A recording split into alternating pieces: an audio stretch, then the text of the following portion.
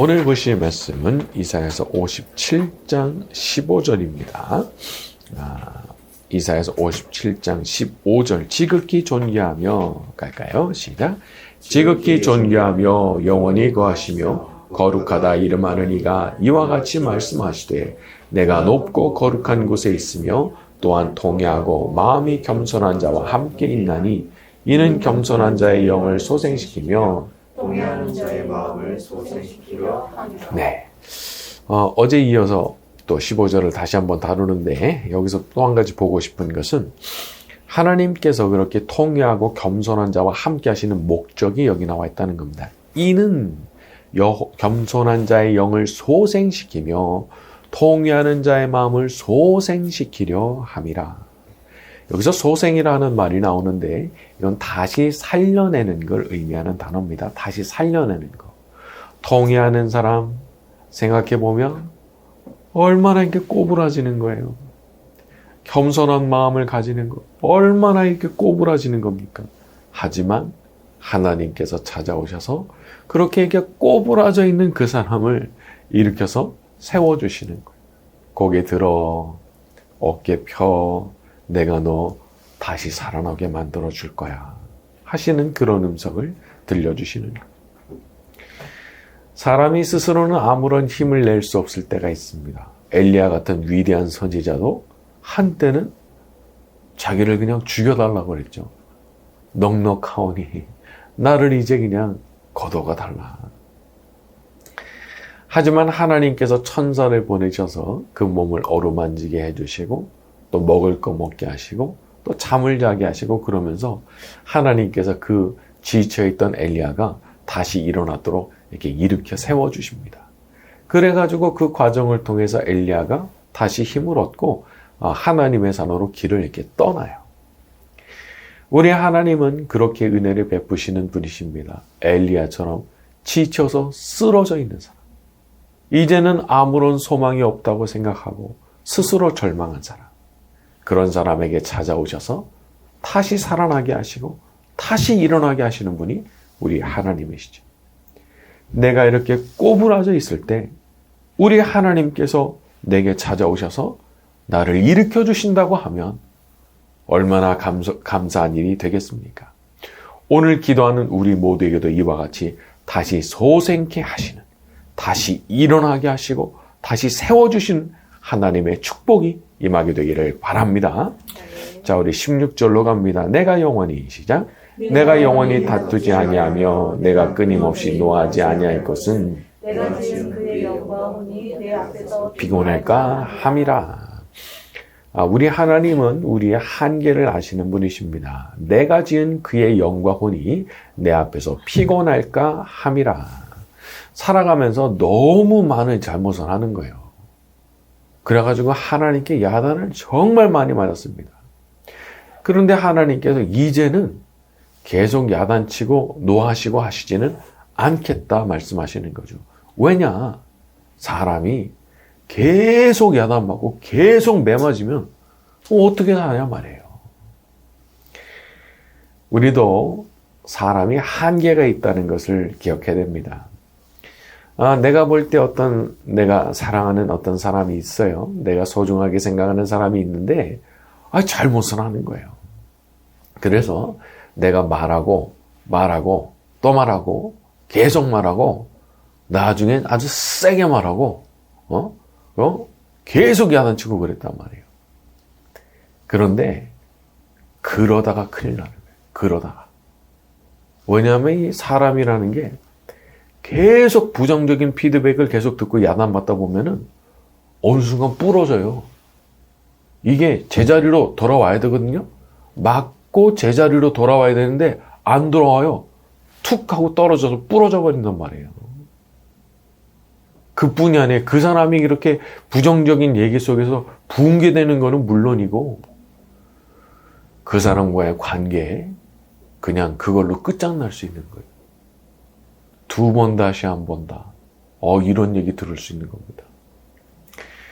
그렇기 때문에 우리가 저거 아니다 싶어도 어느 적당한 선에서 그칠 줄 알아야 되는 거더라고요.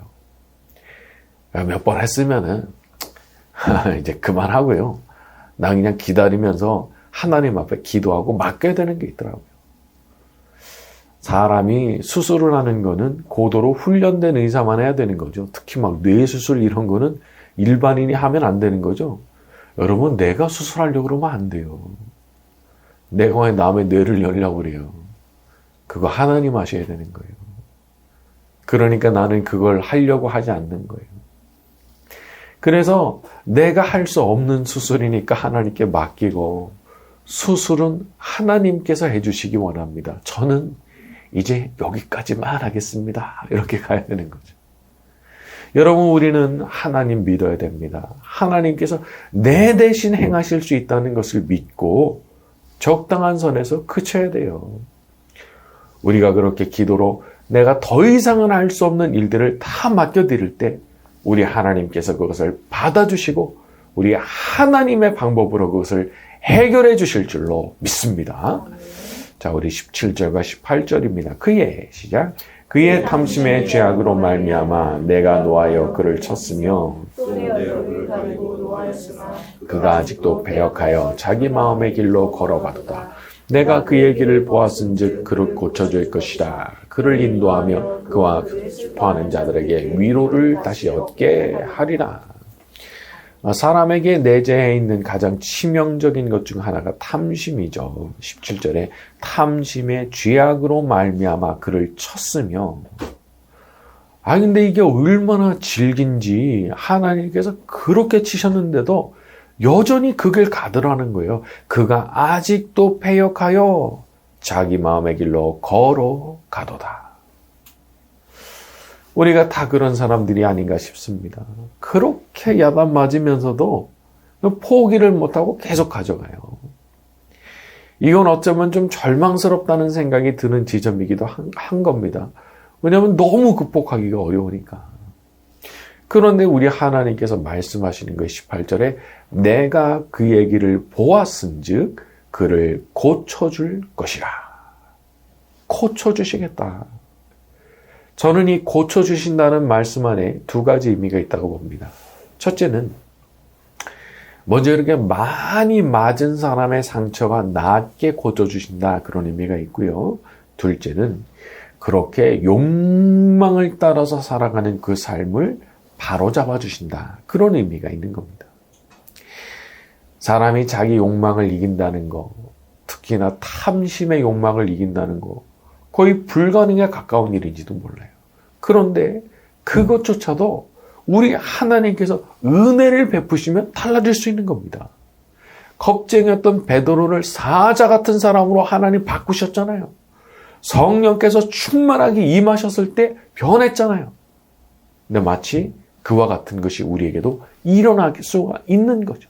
나를 그렇게 오랫동안 괴롭혀왔던 그 문제도 하나님의 성령이 충만하게 임하시는 순간 그 성령의 불로 태워지면서 그게 달라질 수 있는 거죠. 이건 우리가 우리 힘으로 하는 게 아닙니다.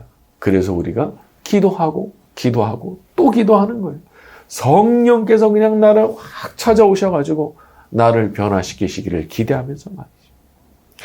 우리는 못합니다. 우리 스스로의 힘으로 할 수 없습니다. 그래서 우리에게 십자가가 필요하고 성령 하나님의 은혜가 필요하죠. 오늘 우리가 엎드려 기도할 때 성령께서 우리에게 충만하게 임하여 주시고 고쳐져야 하는 그것들이 고쳐지는 역사가 오늘 밤에 일어나게 되기를 바랍니다. 자, 우리 19절로 넘어갑니다. 입술의 시작.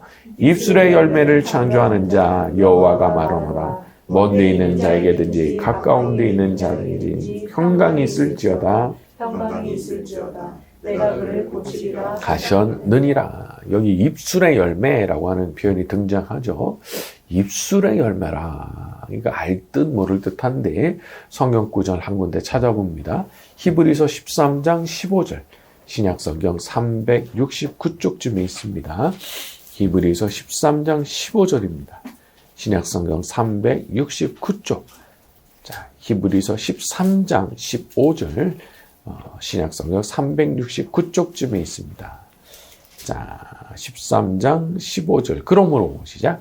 그러므로 우리는 예수로 말미암아 항상 찬송의 제사를 하나님께 드리자. 이는 그 이름을 증언하는 입술의 열매니라. 그렇죠? 찬송의 제사를 하나님께 드리자. 이는 그 이름을 증언하는 입술의 열매니라. 다시 말해서 우리 입에서 나오는 그 찬송의 제사, 하나님의 영광을 찬송하고 그분의 이름을 증언하는 그 간증이 우리 입술의 열매예요. 자, 그런데 이사야서를 돌아와서 보니까 뭐라고 돼 있어요? 입술의 열매를 창조하는 자. 이게 놀라운 거예요. 우리 입에서 나오는 그 모든 찬송과 간증의 말들, 실은 그것도 하나님께서 그렇게 만들어주시는 거라는 거죠. 사실 그런 거죠. 내가 찬송하고 싶어도 간증하고 싶어도 아니 꼬리가 있어야지. 꼬리가 있어야죠. 그걸 누가 만들어주시는 거예요? 하나님께서 만들어주신다 이거예요. 내가 하나님의 이름을 찬송할 수 있는 그런 꼬리들을 만들어주시고 내가 하나님의 이름을 간증할 수 있는 그런 꼬리들을 우리 하나님께서 만들어주신다는 거죠. 그래서 그 입술의 열매를 창조하시는 분이라 말씀하고 있는 겁니다. 그러니까 우리가 참 이런 말씀 보면서 기도에 대해서 동기부여를 받을 수 있죠. 저도 제 입으로 좀 찬송할 수 있게 해주시기 원합니다.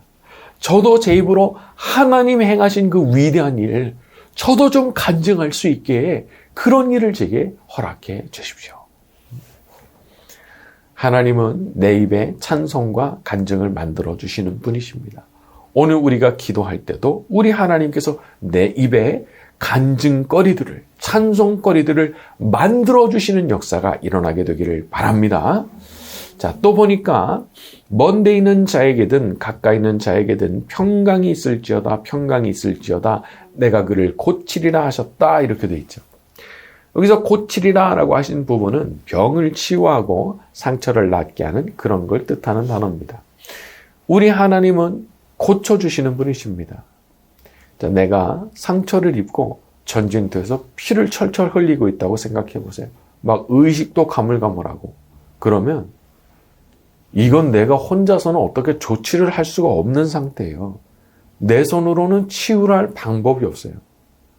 그런데 갑자기 누군가 나타나서 나를 들쳐업고 전쟁터에서 빠져나가고 푹신한 침대에 눕혀주고 지혈해주고 상처를 꿰매고 약을 몸에 넣어주는 거예요. 나을 수 있다.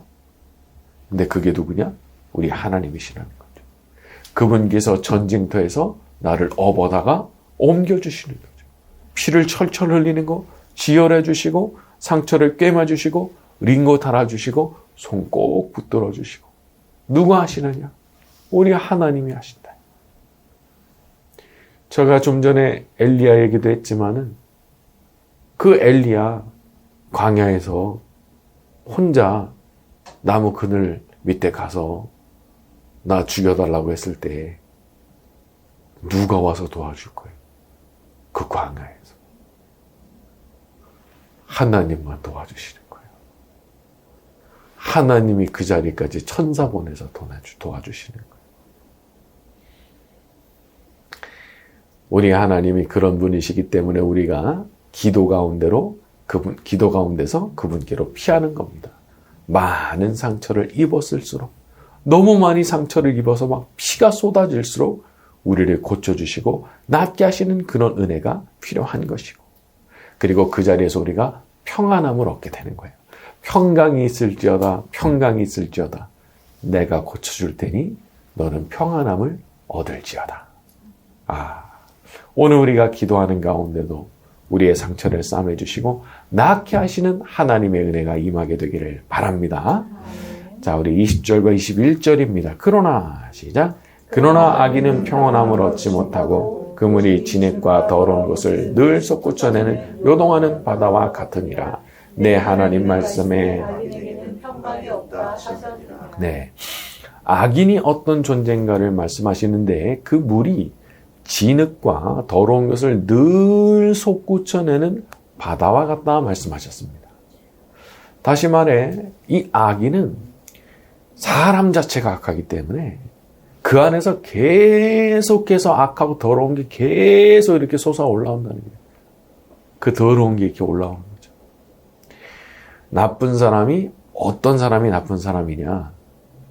생각을 하는데 계속 나쁜 생각하는 사람이 나쁜 사람이에요. 생각을 해요. 근데 어떤 생각을 하냐? 못된 생각, 악한 생각, 더러운 생각을 계속해요. 그러니까 이 사람은 생각의 주제 자체가 달라요. 늘 그런 생각하는 거예요. 그래서 어떤 일이 벌어지느냐?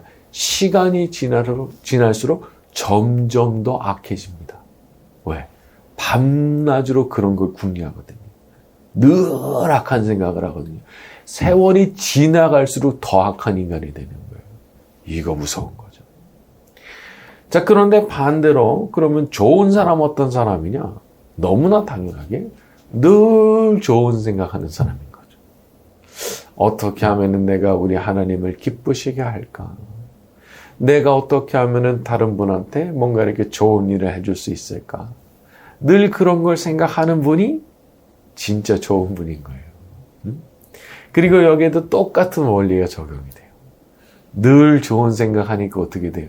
시간이 지날수록 점점 좋은 분이 될 수밖에 없어요. 생각의 주체가 자체가 다르기 때문에. 그래서 이 사람이 평소에 하는 생각이 중요한 겁니다. 그리고 이 생각이라고 하는 게 보면은 누적이 돼요. 계속 쌓여요. 그게 처음에는 잘 안 보여요. 근데 이게 1년 쌓이고 2년 쌓이고 3년 쌓이고 4년 쌓이다 보면은 어느 순간에 보면은 탑이 돼 있어요. 탑이 속에. 그러다 보니까 다 알아요. 사람들이 다 알게 돼 있어요. 그래서 처음에는 뭐 긴가민가 해도 조금 이렇게 사귀어보고 교류하다 보면은 이 우뚝 솟은 탑이 보이는 거예요. 금세 보여요. 이걸 감출 길이 없는 거예요. 수십 년 동안 쌓아왔기 때문에. 그래서 우리가 지금 그 탑 잘 쌓으려고 그러는 거예요. 아, 이거 좀 뭐 좀 이게 좀 얘기 좀 나눠보고 교류를 좀 하다 보니까 야, 너무 좋은 사람이구나. 너무 좋은 분이구나. 그런 얘기를 들어야 되잖아요. 저와 여러분은 항상 좋은 생각. 어떻게 하면 우리 하나님 좀 기쁘시게 해드릴까? 어떻게 하면 내가 내 주위에 계신 분들한테 좀 좋은 일 해드릴까? 늘 그런 생각으로 살아가는 저와 여러분이 되기를 예수님의 이름으로 축원합니다.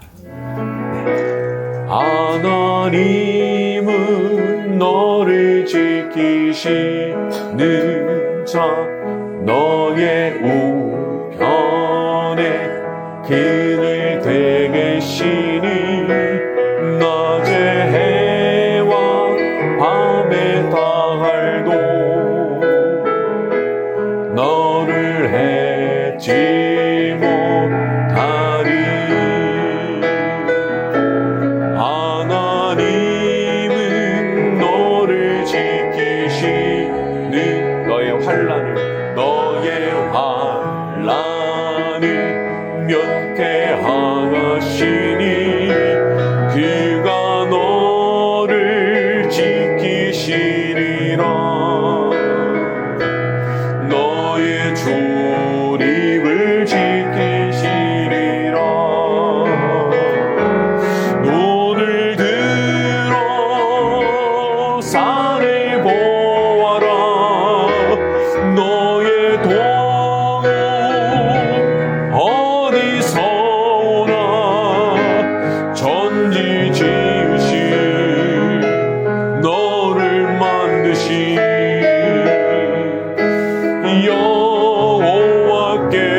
여호와께로. 처음부터 다시 합니다. 님은 너를 지키시는 자,